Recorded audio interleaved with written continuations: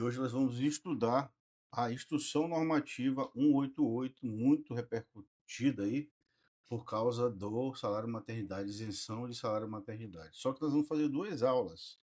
A primeira aula é sobre, que é essa que eu vou gravar agora, todas as alterações da IN 128 feitas pela Instrução Normativa 188 para se readequar às novas alterações legislativas. Só que entenda o seguinte: nessa aqui são vários outros temas que são readequados. Um só de remissão, nós não vamos nem tratar sobre eles, porque é remissão de uma lei a outra, só um ajuste. Mas outros são mais diferenciados, como o auxílio reclusão, aposentadoria híbrida, aqui que nós vamos falar, e uns outros assuntos. Benefícios precedidos, vamos tocar nesses assuntos.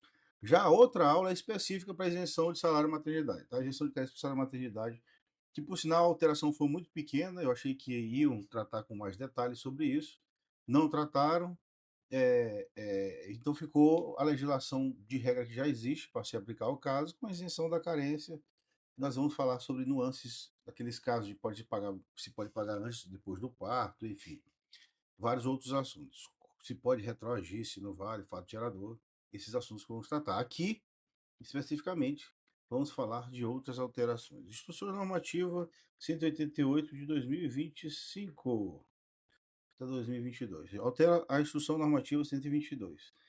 Para quem está começando, estudando direito previdenciário, saiba que aqui essa Instrução Normativa é a Bíblia do servidor do INSS, tá? Nós estudamos aqui a lei como base, 8.213 de 91. Quer saber mais detalhes? Você estuda o decreto dessa lei, o 3048, tá? De 91. E aí, isso sobre benefícios, tá? Passou desse aqui, você vem para instrução normativa. Quer saber mais? Aí você vai para a portaria 991, tá? Que fala também de reconhecimento de direitos. Aí nós temos outras portarias, mas aí é outros tantos temas, tá? Revogação, primeiro eu sempre começo com a redação revogada, para que a gente entenda qual foi realmente a alteração que existiu. O artigo 5º da IN previa o limite mínimo de idade para ingresso no regime, inclusive como segurado obrigatório. Ele fez uma digressão aqui pelos períodos constitucionais. O que existia era isso, até 67, a emenda, a idade mínima era 14 anos. Até de 67 até 88 era 12 anos, né? E a partir da emenda, ou da Constituição de 88, era 12 anos, com 14, né? 14 com 12 anos, o limite de a condição de aprendiz.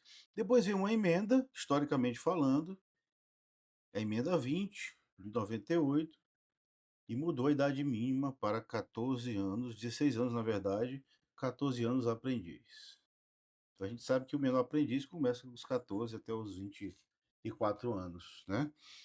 E aqui é a regra constitucional, tá? O que aconteceu?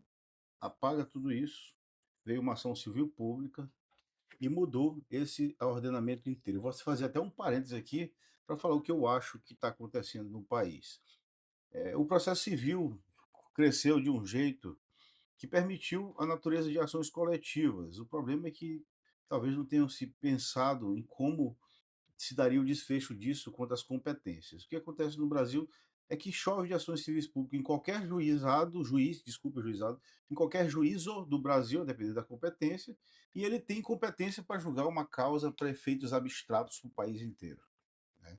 Então, o INSS é quem mais sofre essa consequência. Um juiz de uma vara federal, lá de uma subseção do interior de tal estado, deu uma decisão civil pública, pronto, o Brasil inteiro sofre o impacto. Esse aqui é um exemplo, que aí vai alterou a legislação inteira por causa disso, né? Em outros países, você tem esse controle mais concentrado com alguns órgãos específicos, um Supremo da vida, um STJ, enfim, algum outro controle. Aqui está pulverizado demais e está acontecendo muito isso. O que aconteceu em cumprimento a essa ação civil pública de 2013, inclusive ela já há muito tempo já vigente, que não tem idade mínima, transitada em julgado, será computado para fins de tempo de contribuição no regime geral o período de atividade exercida como segurado obrigatório E aí a gente entende, o artigo 11 é um artigo conhecido, ele trata de todos os segurados obrigatórios. Empregado, empregado doméstico, trabalhador, avulso, contribuinte individual. Tá? E segurado especial. Independente da idade do trabalhador ter sido inferior à legalmente permitida à época da atividade. Observado o inciso 9 da Instrução Normativa 16. Essa mesma Instrução Normativa fazia aquela escala das idades. E aí, esse artigo, inclusive, é alterado agora para se adequar ao artigo 5º. Aqui embaixo ele está assim: não serão computados como tempo de contribuição. Era como o artigo dizia: os períodos exercidos com idade inferior à prevista na Constituição, salvo exceções previstas em lei, e observado o artigo 5º, que é o que a gente está lendo e está sendo alterado. Ou seja, ele foi alterado para se adequar ao artigo 5º e prevê agora a redação que exercidos não serão computados, exercido com idade inferior à Constituição, tá? Não serão computados, esse artigo aqui não mudou, os, os atividades, tá? As atividades, os períodos exercidos com idade inferior à Constituição, salvo as exceções previstas em lei, observado o artigo 5º e o 5º A, que são os novos, a que se refere à ACP, para requerimentos a partir de 18. Ou seja, não tem idade mínima, sem idade mínima. Professor, o que o senhor acha disso? Eu acho um absurdo, tá? Acho um absurdo a gente alargar isso aí.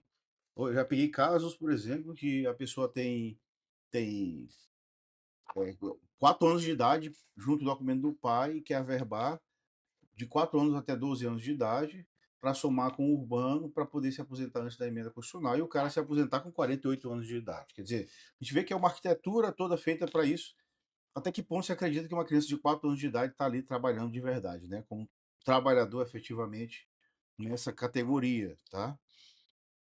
Vamos agora ver como eles tratam a questão da comprovação sobre isso. Foi também tratado na ACP. Porque a gente sabe, por exemplo, que no BPC Loas a criança tem um tipo de perícia para menor de 16 anos, tem uma perícia para deficiente maior de 16 anos, tanto social também. Já aqui, para meios de prova, como é que se prova para menores de 14 anos, já que agora está sendo aceito isso? A ação civil pública previu aqui o seguinte: para a comprovação a que se refere o CAPT, aplicam-se os mesmos meios de prova e os requisitos legais vigentes, exigidos do segurado em cada categoria descrita, necessários ao exercício da atividade mínima legal. Ou melhor, sem exigência de provas diferentes para menores de idade permitidas na Constituição da época, devendo-se admitir as mesmas provas. Exemplo, segurado especial, como eu costumo explicar nas minhas aulas, o olho do furacão do segurado especial, a legislação, está nesse artigo 94, 90 a 94 da portaria 990, e aí segue essa dica para quem for estudar segurado especial, tá bom? E especificando para o contribuinte individual, também a mesma coisa. Para o contribuinte individual, responsável pelo próprio recolhimento, o tempo de contribuição somente será reconhecido mediante indenização, comprovação da atividade, quando o INSS exige, né, você vai se registrar como taxista e fazer o recolhimento, o INSS pode exigir a prova do exercício da atividade. Pagamento de indenização ou débito e observação das regras de cálculo do artigo 45, para quem não sabe, o artigo 45 trata de pagamentos em atraso ou indenizações, tá bom? E observância quanto à inscrição no artigo 8º. Essa previsão, na prática, não vai acontecer. Uma criança de 4 anos não recolhe, de 8 anos não recolhe com contribuinte individual. O que vai acontecer é para segurado especial, e é isso que acontece aqui. A legislação fala para todo mundo e tal, mas na verdade isso aqui é para segurado especial, juntando prova do pai como grupo familiar, e aí entra, né? Embora até o conceito de grupo familiar seja de maior de 16 anos. Mas aqui já está, se rompeu até o que está previsto na lei, avalie o que está previsto na legislação normativa. O INSS poderá consultar o banco de dados administrativos e previdenciários disponíveis para verificar a veracidade e consistência das informações declaradas no requerimento. Claro, inclusive quanto ao efetivo exercício da atividade laboral. Diz que é rural, aí está lá registrado que ele prestava um serviço incompatível, que não vai acontecer, tem 8 anos de idade. Por disposto deste artigo, não se aplica o segurado facultativo. Bom que vocês deixem bem claro sobre isso. O segurado facultativo Não exerce atividade remunerada. A discussão, o polo da discussão é justamente se o menor exerce atividade remunerada e se aquilo vai lhe prejudicar em termos previdenciários. O raciocínio foi esse, para beneficiar o menor. Quer dizer, ele trabalhou com 12 anos e não pode averbar. Esse foi o raciocínio. O problema é que no Brasil a gente cria um raciocínio para proteger e na hora das provas a gente encontra muito perversão desse sentido. E aí a pessoa começa a entrar já com 3 anos de idade, 4 anos, bem diferente do que acontece, da pretensão inicial da lei. Quilombolas. Primeira coisa, gente, quilombola já estava, desde o ano passado, como eu gravo muito atualiza prévio todo mês, quilombolas foram incluídos na instituição normativa, depois foi incluído na verdade, a primeira vez foi colocado na portaria, depois na instituição normativa, como também uma das categorias de segurado especial, e perceberam que, na verdade, não são os quilombolas que têm direito. Quilombola nem tem mais hoje. São os remanescentes da comunidade de quilombola. Então fizeram esse ajuste. Inclusive na própria Constituição, quando fala na DCT, fala em remanescentes. E ajustaram esse termo. Essa aqui é a redação original que estava para efeito de enquadramento de segurado especial, consideram-se como produtor rural, tá? A gente sabe que segurado especial tem um produtor rural, o pescador, o seringueiro, o extrativista e o grupo familiar. Então, entre eles estava aqui quilombola. Aí você apaga e a redação nova fala em remanescentes de comunidades quilombolas. O resto tudo é igual, tá? E aí, quando chega lá no artigo 110 especificando, considerando que remanescentes de comunidade de quilombolas são grupos técnicos raciais segundo critérios de autoatribuição. Mais um caso de autoatribuição. A pessoa se denomina remanescente quilombola. Com trajetória própria histórica, dotados de relações territoriais específicas, com presunção de ancestralidade negra relacionada com a resistência à opressão histórica sofrida que estejam ocupando suas terras. Ou seja, a regra anterior falava só em quilombola e agora está em remanescente de quilombola. Essa foi a alteração. Na prática não vai mudar muito nada. Período de graça, descaracterização. Aqui é o artigo 184. Querem saber período de graça, gente? Dica, estuda esse artigo 184 da Instituição Normativa. Querem mais detalhes? Artigo 54 a 57, por aí, da Portaria 991, tá? A prorrogação do período de graça de 12 meses, que é aquela do desempregado, tá? Desempregado. A previsão é que, em razão da situação de desemprego, dependerá da inexistência de outras informações que venham a descaracterizar tal condição. Claro, vai lá no sistema, ver que o cara está trabalhando, não vale. Aí, ou seja, o exercício de atividade remunerada, recebimento de benefícios por incapacidade e salário maternidade dentro do período de manutenção da qualidade de segurança. Pelo que eu li aqui, só teve mesmo foi uma adequação de redação. Tirou-se essa questão do banco de dados aqui. A prorrogação de 12 meses, prevista no artigo 5º, será cessada com o início do evento que descaracterizar a condição de desemprego, ou seja, com o exercício de atividade remunerada ou recebimento de benefícios por incapacidade e salário maternidade. Não mudou muita coisa na prática não, tá?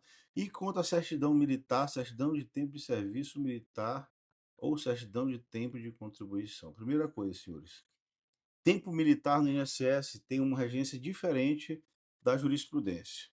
Como estava a redação, em atenção à emenda constitucional do artigo 194, parágrafo 1º da IN, o tempo de serviço militar obrigatório exercido posterior à emenda, dia 13 de novembro, data da publicação da emenda, devidamente certificado pelo respectivo ente federativo na forma da contagem recíproca por meio de certidão de tempo de contribuição, será considerado para fins de carência. Primeiro, se exigiu uma CTC para se fazer a compensação entre os fundos, certidão de tempo de contribuição feita lá no militar, para depois que desse o benefício no INSS, por exemplo, averbando o tempo do INSS, o INSS recebesse o dinheiro que o militar recebeu de contribuição. Essa, grosso modo, o sentido da trajetória aqui. Qual é a diferença? O INSS não considerava para fins de carência antes da emenda constitucional. Depois da emenda constitucional, com a previsão específica da emenda, aí passou-se a prever, sim, para fins de carência. Quanto tempo de contribuição? patente de contribuição se considerava com base no artigo 55 da Lei de Benefícios. Então, antes já existia. Na jurisprudência, professor, na jurisprudência.